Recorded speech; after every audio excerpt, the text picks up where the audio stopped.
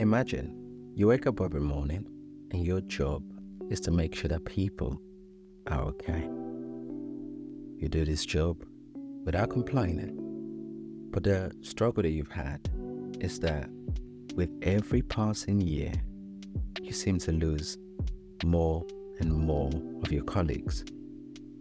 You're told it's going to be fine. Come on, you guys are superheroes.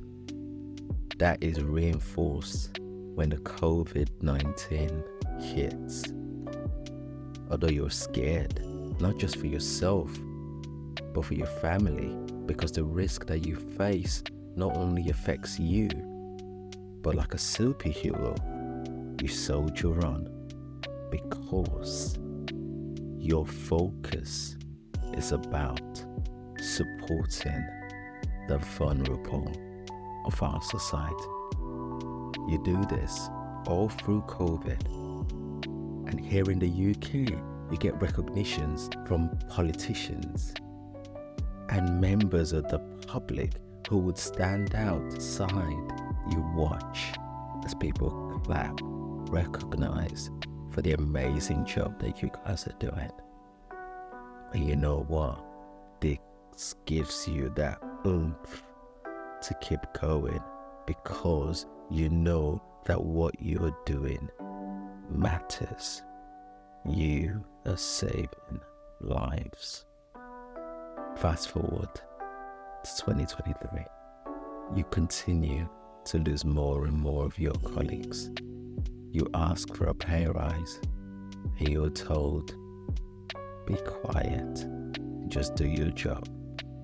Right now is not time to give you guys pay rise because we've got a cost of living crisis. Can't you see? The one thing that has been missed in all of this is that you're also caught up in the cost of living crisis. You're not able to feed your kids. You're not able to feed your family. You are working so hard, and it looks like you're not. You're having to go to food banks. These were things that were set up for people that didn't work. You look at yourself and you're like, hold on a second. Is this real? Unfortunately, it is. And this is the reality for a lot of our nurses, doctors, our health professionals. The reality is that whilst everything was going on in COVID, they were putting their lives at risk, and it was being acknowledged at the time. These people no longer want us to clap for them because they can't feed themselves. These people need more than just a clap. These people need meaningful help.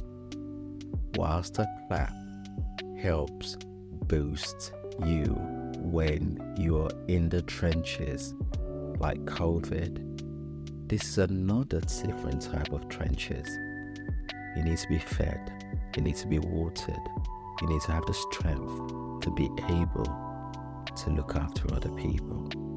If you haven't got that, how can you possibly be expected to still do the best that you want to do? This change that you're asking for is not just about you.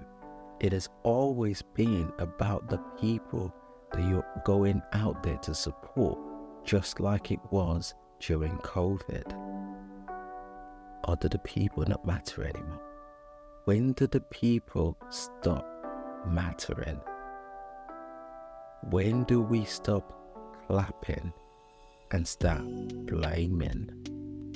When did we say it was okay to tell them to shut up and get on with it, rather than you deserve this because you haven't had it for a long time? Yes, there are political challenges, but that's not on them to take on that. There were political challenges during the time of COVID but he still went through that. The question is, who gets to decide when it's okay for somebody to starve? Who gets to decide when it's okay not to feed children? Who gets to decide when it's okay not to feed our elderly? Who gets to decide when it's okay for everything to be really bad? The question is, if you were to imagine that this also applies to not just the person across the street, but to you as well. Because if we are not able to pay them properly, they'll go seek that pay somewhere else. Hence the reason some people are going to America and other countries. And who suffers? You. You suffer because of a decision that could have been avoided. Why is it okay for one group to get a pay rise because they make the decisions, and it's not okay for another group to get a pay rise because they've got no say in the decision making? Imagine if this was your brother, your sister, your cousin, your mom, your dad, your son, and tell me if it would matter if it was you. I'm going to leave it there today. Hope to hear from you guys in the comment section. Until next time, it has been Kings. Peace. Bye for you.